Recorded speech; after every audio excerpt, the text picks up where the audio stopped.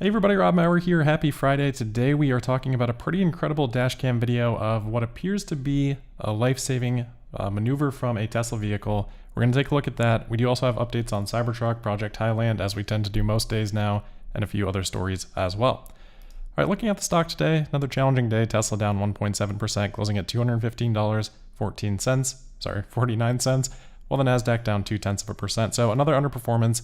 Looks like a bit of a recovery in the after hours. Not sure exactly if anything is driving that, but probably not anything to read into too much. Relatively low volume, of course, after hours and on a Friday afternoon. So let's get into this video. This was shared by user FireMedic on the Tesla Motors Club forum. This person was a first responder on the scene of an accident.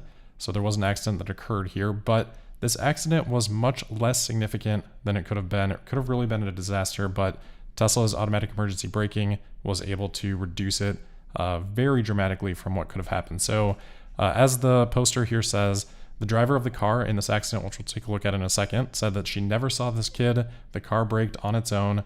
Pretty sure the kid is going to be fine after this minor collision, which we won't watch the collision itself, but we'll just take a look at some frames. And this person would almost certainly be facing a different outcome if the car had not been able to do that. So most importantly, again, the driver never saw the kid, the car stopping on its own.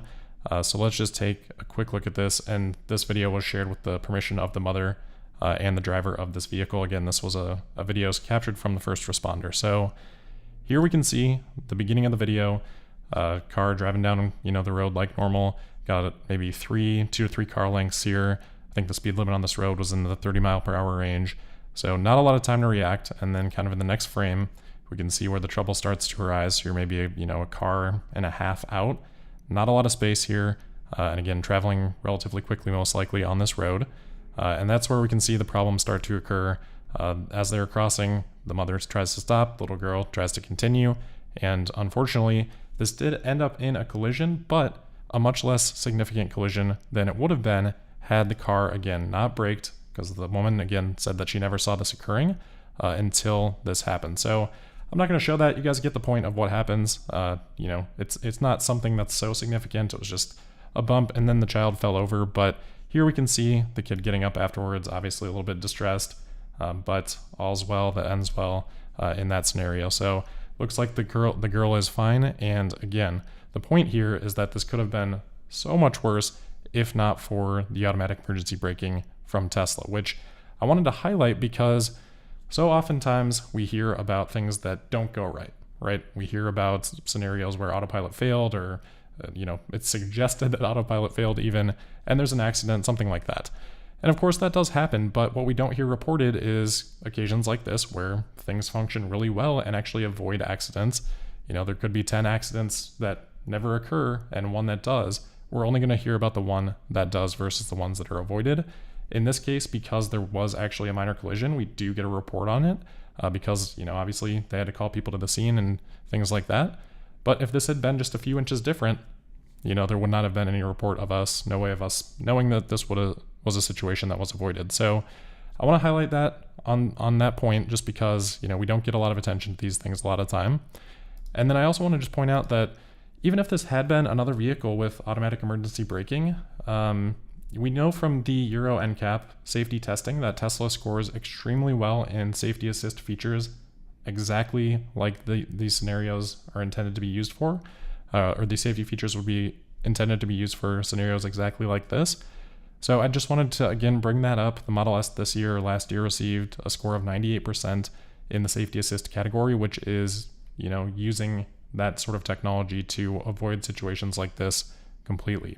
And I believe that was the best score that has ever been given for those safety assist features.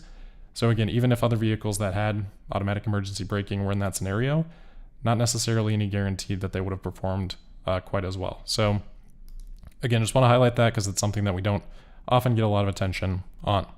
And thanks to FireMedic for sharing that video. All right, next we've got a couple updates on Cybertruck. So of course we've seen the 15 or so that have been in transit.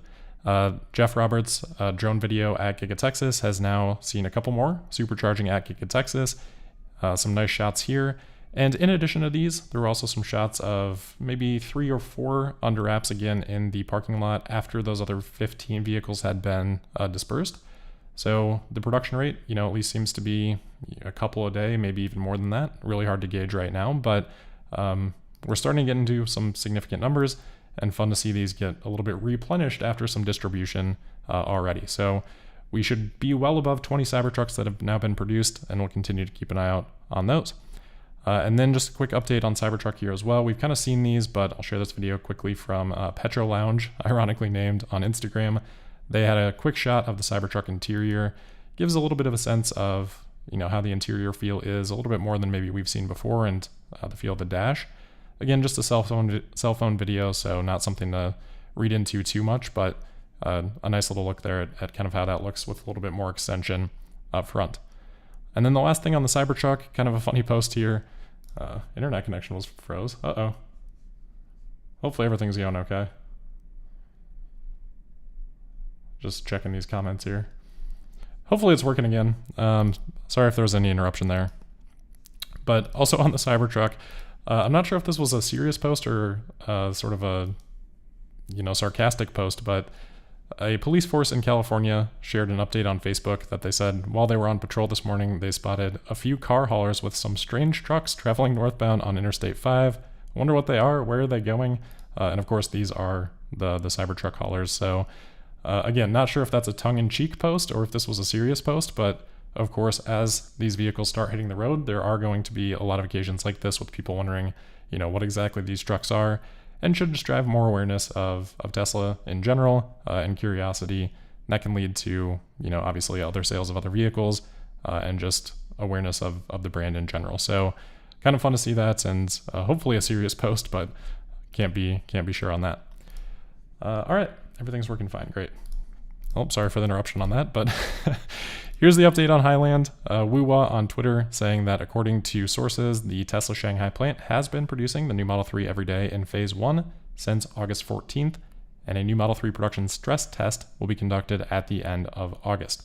So again, we talked yesterday about how these rumors can be a little bit different, or a little bit difficult to piece together because there are different stages of what this production process will look like if this upgrade is in fact happening. So it sounds like this would be relatively well aligned with what we'd previously heard. If they're only doing a stress test at the end of August, obviously that would suggest something in September or maybe even a little bit later than that for really getting those vehicles out to customers. And that kind of seems to be the case too from another update from Woo-wah. Said that he was told by the marketing and sales staff that the new Model 3 is currently starting to be agreed upon, and that it will be available in September or October at the right time, whatever that means. Maybe at the right time would be the start of Q4, kind of as we talked about yesterday. So we'll continue to keep an eye on those rumors, but kind of in line with what we'd heard previously. All right, next up, we've got a quick update from Tesla Japan on Twitter or X. They say that Tesla Japan is looking for test drivers to collect vehicle data. We're looking forward to applications from those who are interested in the latest technology and who like driving. So no word or, no conclusive evidence here that this would be specifically for FSD, but you would have to kind of guess that that would be at least a part of the role that Tesla is looking for here with these test drivers. So it doesn't mean anything imminent. Obviously, we know they've been testing in other countries for a long time, but still interesting to see that update from Tesla Japan nonetheless. And then we do have an update on a topic we had previously talked about. This was the Tesla settlement for the class action lawsuit against Tesla for the solar roof price changes that happened, I think last year. I can't remember the exact timing on that, but we talked maybe a few weeks ago about the settlement that was reached for $6 million with these plaintiffs. This has been reviewed by a higher courts judge, and this judge is now asking for more information from the plaintiffs before this settlement is approved. So even though it's a settlement agreement, it still needs to be approved, and apparently has not been. So the rest of the article here is paywalled, but the headline gives us the gist that this has been rejected, so we'll, I guess, continue to keep an eye out for any more updates on that. Obviously not a huge dollar amount for Tesla, but still an interesting topic nonetheless. And then we do have a few other topics today, not necessarily Tesla specific, but this one's sort of borderline. The Rimac Navara, and I know that's pronounced differently if you're not in the US, but the Navara has just eclipsed the Tesla Model S Plaid record for the fastest all-EV lap time at the Nürburgring. So previously, the Model S Plaid had a time of 7 minutes and 25 seconds. That was an all-electric record, surpassing the Porsche Taycan. The Nevera has blown that out of the water, 7 minutes and 5 seconds. Obviously, this is a completely different class of car than the Model S Plaid at more than 10 times the price, so it should obviously have a lot of room to perform better. So still an impressive time from Tesla with the Plaid, but also a very impressive time there from Rimac.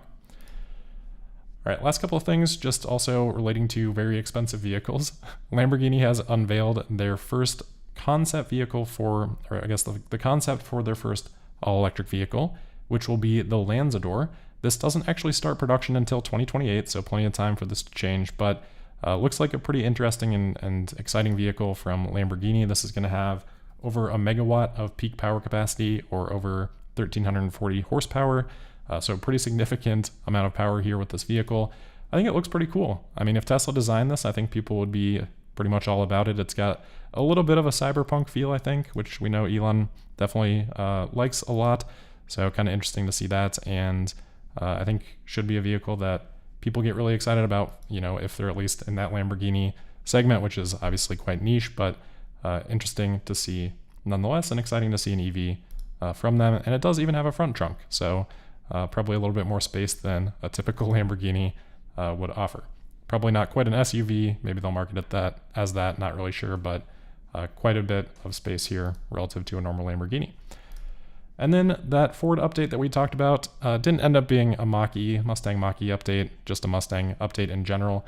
That was the announcement of the Ford Mustang GTD. So this is a street legal version of the GT3, I want to say. This is going to cost $300,000, so not really much for us to talk about here. It's an ICE vehicle. Nothing, again, relating to EVs for that announcement. So move on from that one, and then just a quick look at the calendar for next week. We do have Fed Chair Powell speaking on Friday.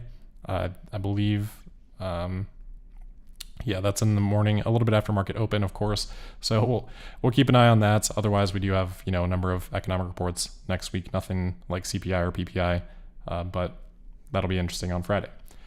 All right, that'll wrap it up for today. So as always, thank you for listening. Make sure you're subscribed and signed up for notifications. You can also find me on X at Tesla Podcast. And we'll see you on Monday for the August 21st episode of Tesla Daily. Thank you.